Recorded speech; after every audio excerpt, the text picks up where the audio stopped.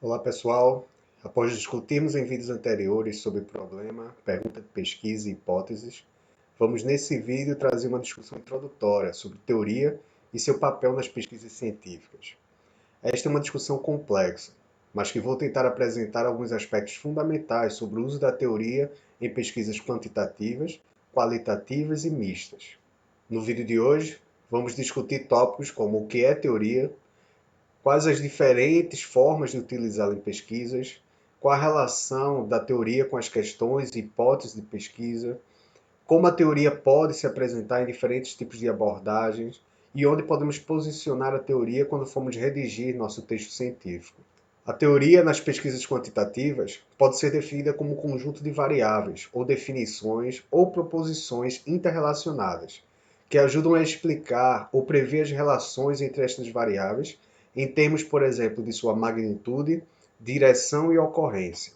As hipóteses e questões de pesquisa dão informações sobre o tipo de relação entre as variáveis, seja positiva, negativa ou desconhecida, assim como sua magnitude, alta ou baixa, grande ou pequena, maior ou menor. Por exemplo, poderíamos escrever uma hipótese, que pode ser escrita quanto maior x, maior y, ou seja, quanto maior a variável independente x, maior a variável dependente y, ou menor a variável dependente y. No vídeo que trato sobre hipóteses de pesquisa, que o link encontra-se no card aqui em cima desse vídeo, apresenta relações entre variáveis dependentes e independentes. Desta forma, teorias podem demonstrar as relações e influências entre um conjunto de variáveis, de modo a explicar determinado fenômeno. Existem várias orientações de como esses diagramas causais podem ser construídos. Por exemplo, posicionando as variáveis dependentes à direita e as independentes à esquerda. Usar setas simples para demonstrar as conexões e direções das relações, podendo incluir sinais de positivo e negativo, de mais e de menos, para apontar as valências de uma sobre a outra. Aqui apresento dois exemplos mais simples de relações entre variáveis independentes e dependentes. Porém, análises mais aprofundadas e detalhadas com o auxílio de softwares mais rebuscados de análise qualitativa ou quantitativa podem levar à construção de mapas de relações como este mais complexo e com maior número de variáveis. De modo geral, incluindo pesquisas qualitativas ou mistas, as teorias são explanações de comportamentos naturais ou sociais, eventos ou fenômenos. Uma teoria é um sistema abstrato de conceitos e suas relações que ajuda a compreender um fenômeno. A teorização ou a construção teórica envolve a formulação e organização de ideias para a compreensão de certo fenômeno. O circuito da cultura é uma teoria utilizada no campo dos estudos culturais.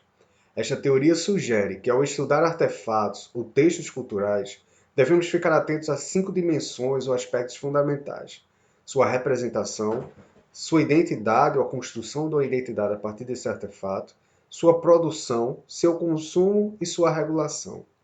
Outros exemplos de teorias que podem ser pensadas em pesquisas qualitativas são as teorias feministas, comportamentais, pós-colonialistas, raciais, urbanísticas, dentre tantas outras, que podem ser encontradas na literatura existente. É importante que, antes de continuarmos nesse debate, eu esclareça um pouco as diferenças entre dois caminhos para o desenvolvimento da pesquisa científica e construção de argumentos lógicos: a dedução e a indução. Na dedução, ou no método dedutivo, inicia-se o trajeto científico a partir de uma teoria ou uma lei geral, visando chegar a conclusões relativas a questões particulares ou fenômenos concretos. Na indução, por sua vez, um método indutivo, partimos da observação do particular ou do concreto, em direção à elaboração de uma regra, lei ou teoria. Existem outras abordagens, como a abdução e a retrodução, porém pretendo no futuro fazer um vídeo para aprofundar o conhecimento sobre estas. Para efeito desse vídeo, basta você entender essas diferenças entre a dedução e a indução.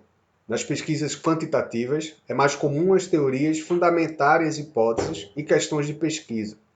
Nestes estudos, o pesquisador procura testar tais teorias. Isso se dá pois a teoria fornece uma explicação sobre as variáveis presentes nas questões e nas hipóteses da pesquisa quantitativa. Pode questionar, por exemplo, por que uma variável independente x influencia uma variável dependente y. Em pesquisas qualitativas, a teoria pode ser gerada durante o estudo, apresentando-a ao final da pesquisa, ou mesmo trazer uma teoria no início do estudo, de modo a fornecer uma lente que moldará o olhar e as indagações sobre o fenômeno analisado. Com o objetivo de testar ou verificar uma teoria, em vez de desenvolvê-la, pesquisadores utilizam a mesma de forma dedutiva, posicionando-a no início do estudo, de modo a organizar e fundamentar suas questões e hipóteses a partir dessa teoria. A partir disso, torna-se possível confirmar ou não a teoria e suas variáveis em certos contextos que podem ser diferentes daqueles que deu origem à mesma. Em pesquisas qualitativas, a teoria pode ser utilizada também de várias formas. Inclusive, os pesquisadores podem empregá-la como uma explicação ampla do fenômeno ou objeto de estudo e podem não influenciar nas hipóteses e nas questões de pesquisa, similar ao que ocorre também na pesquisa quantitativa. As teorias também podem servir como lente, que direcionará o olhar do pesquisador para questões específicas relacionadas ao problema de estudo e os dados que precisariam ser coletados. Não visando a imposição definitiva de variáveis ou conclusões universais, estas teorias podem ser revisadas ou modificadas a partir de estudos que possam apontar outras variáveis ou contextos em que emergem aspectos não previstos antes pela teoria. Outra característica das teorias é que variam em amplitude e cobertura. Seguindo a classificação feita por Newman, as teorias podem ser de 3 níveis. Nível micro, ou seja, que dão explicações limitadas para pequenos segmentos de tempo, espaço ou número de pessoas. Nível médio, que tenta associar os níveis micro e macro, por exemplo, como teorias de movimentos sociais ou de comunidades. E, por fim, o nível macro, que explicam agregados maiores, como sistemas culturais ou sociedades inteiras. Como exemplo, podemos citar as teorias macroeconômicas, que trazem explicações sobre os grandes agregados econômicos, PIB, inflação, desemprego, renda nacional. Diferente, por exemplo, da teoria microeconômica, que trata de aspectos mais particulares, como a demanda, oferta, serviços, preço, produção. No texto científico, existem várias formas de apresentar ou referenciar a teoria.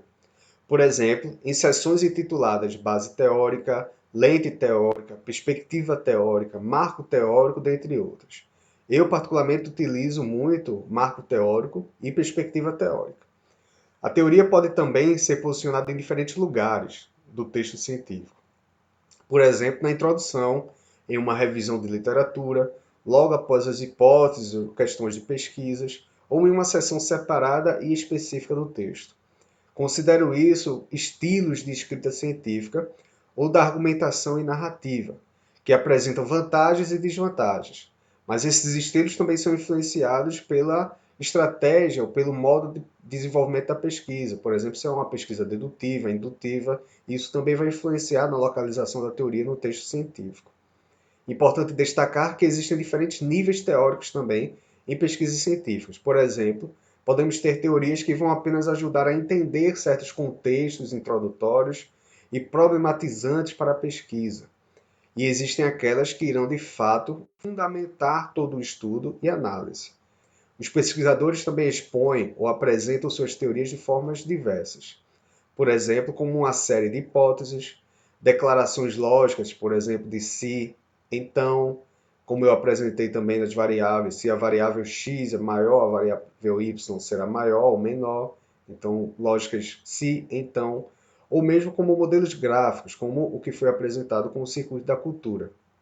Para entender um pouco mais sobre isso, sugiro ler o capítulo 7 do livro Projeto de Pesquisa do Creswell.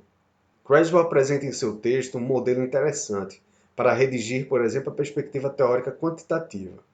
O primeiro passo para ele é procurar por uma teoria na literatura do campo do estudo. Segundo, verifique em outros estudos e autores quais teorias foram utilizadas, tentando filtrar o número de teorias e tentando identificar uma teoria abrangente que explique a hipótese ou questão central do seu estudo. Terceiro, faça perguntas que relacionem as variáveis independentes com as dependentes, ou seja, Por que as variáveis independentes influenciam as variáveis dependentes? Por último, pense e escreva da seguinte forma. A teoria que eu vou usar será... Aí você posiciona o nome da teoria, define o nome da teoria. Ela foi desenvolvida por... Identifica a fonte da teoria. E usada para estudar... Identifica os tópicos nos quais se encontra a teoria sendo aplicada. Esta teoria indica que...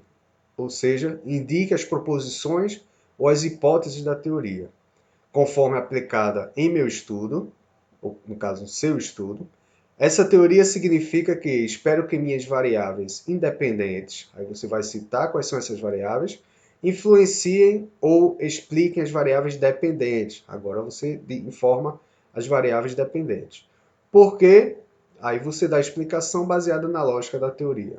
Ou seja, a teoria que eu vou usar será tal, ela foi desenvolvida por tais autores ou tal literatura e usada para estudar determinado fenômeno.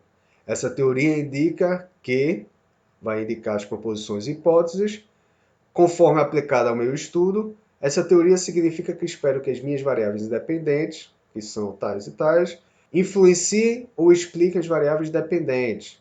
Cita as variáveis dependentes. Por quê? Aí você dá a explicação do porquê essa relação, essa influência vai acontecer, baseado na lógica da própria teoria. Para fazer uso de uma teoria na pesquisa qualitativa, você pode seguir alguns passos. Primeiro, decida se a teoria deve ser utilizada na proposta.